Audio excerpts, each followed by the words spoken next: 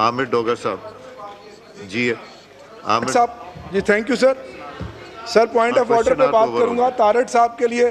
Sir खास तौर पर इन्होंने हाउस को सर स्ट्रेंथन करने की बात तो की। भेजते आपके विप ने आगे बताई नहीं। स्पीकर साहब, हाउस को स्ट्रेंथन करने की बात की।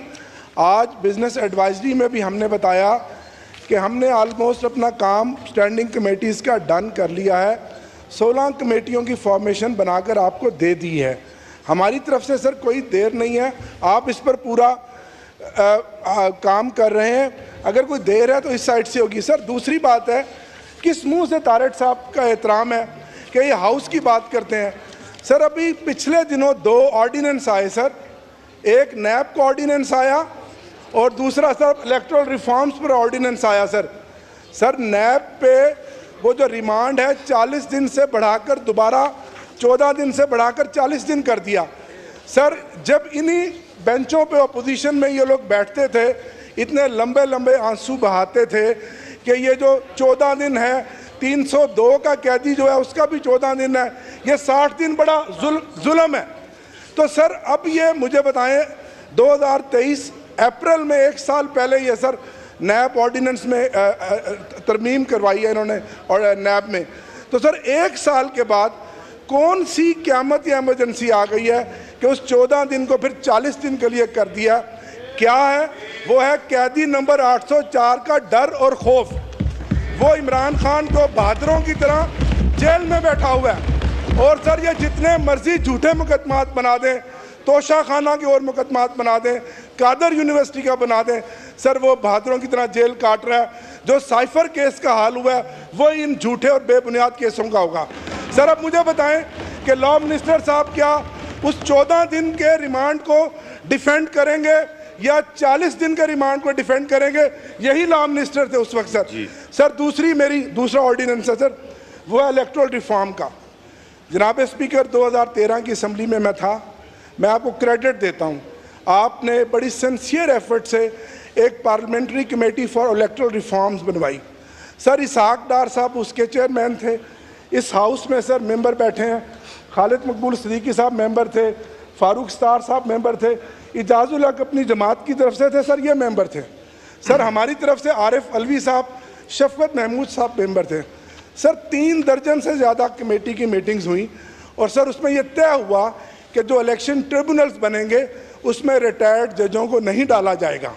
सर नाचीज़ ने भी वो कमेटी की मीटिंग अटेंड की।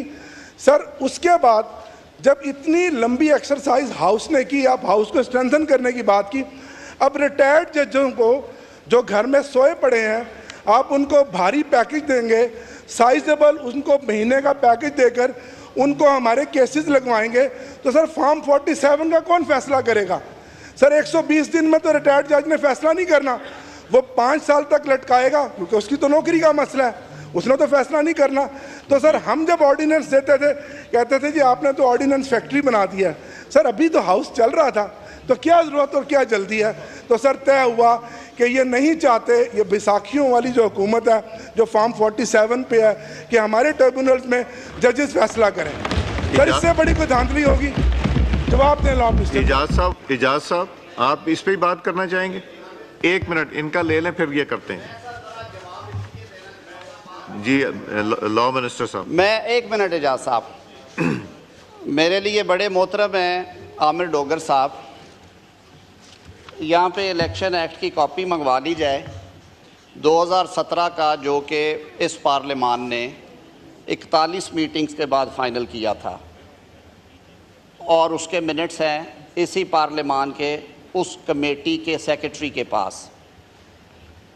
मैं फ्लोर ऑफ हाउस के ऊपर ये बात कर रहा हूँ कि 2017 के इलेक्शन एक्ट जिस पे तमाम सियासी जमातें जिनकी 1 सीट थी उनके अरकान का भी दस्तखत हैं, सेनेट के लोग भी थे, ये बात मैं फ्लोर ऑफ द हाउस पे कह रहा हूँ। उसमें अगर एक कॉमा फुल स्टॉप का फ़र्क हो मैं ज़िम्मेदार हूँ, उसको बहाल किया गया है। जो तरमीम 2018 वाली असम्बली ने की थी और रिटायर्ड को निकाल दिया था उसको दोबारा डाल दिया गया है। ये मैं फ्लोर ऑफ हाउस पे कह रहा हूँ। अगर ये मैं गलत बात कर रहा हूँ आई विल रिजाइन हेयर। जी 2017 का इलेक्शन एक्ट अभी पढ़े जाके आप पढ़ लें, मैं फ्लोर ऑफ हाउस पे कह रहा हूं, I will resign right now. Floor of house पे ये बात कर रहा हूं। 2017 के इलेक्शन एक्ट की जो लैंग्वेज थी, सेक्शन 140, उसकी लैंग्वेज थी अ पर्सन हु इज और हैज बीन जज ऑफ अ हाई कोर्ट। ये लैंग्वेज, गौर साहब इसको अभी कंट्राडिक्ट कर दे 2017 के ओरिजिनल एक्ट को, I will be out of things. ये ना किया करे बात, ये बाद में तरमीम आई थी। 2018 की असेंबली ने ये तरमीम की, कुछ और तरमीम आई, उन्होंने रिटायर्ड का लफ्ज़ निकाल दिया। स्कीम ऑफ थिंग्स में ये है कि इलेक्शन पिटीशन डिसाइड होनी है 6 माह में। हाई कोर्ट्स ने चिट्ठियों में लिखा कि हमारे पास 82,000 52,000 मुकदमात हैं, हम इतने देंगे, इतने लोग नहीं देंगे। उसके बाद खैंचा ताली रही उसके ऊपर। इदारों के हवाले से कॉन्स्टिट्यूशनल बॉडीज़ हैं, हम सारी सब इदारों की इज़्ज़त करते हैं। वो अदलिया है, वो इलेक्शन कमीशन है, वो पार्लियामान है, सब ने अपनी हदूद में रह के काम करना है। अगर कोई इदारा दूसरे इदारे की टेरिटरी में जाके चीज़ें खींचेगा और अपने मकासद के लिए करेगा तो फिर पार्लियामान ने अपना काम करना है। ये ऑर्डिनेंसेस असेंबली इन सेशन नहीं थी, दिए गए हैं। ये ऑर्डिनेंसेस ले हो रहे हैं आपके सामने, ये प्रॉपर्टी ऑफ पार्लियामेंट होंगे।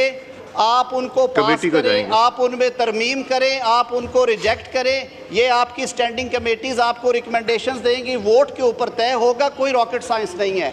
और मैं फिर एक दफ़ा वजाहत कर रहा हूँ, रही बात नैब की, तो जनाब के जो कैदी नंबर 804 हैं, उन्होंने अपील कर रखी सुप्रीम कोर्ट में कि उन्हें 90 दिन का रिमांड चाहिए, 14 दिन का नहीं चाहिए। किसी एक बात पे खड़े हो जाए। जी, इजाज़त जकरानी साहब।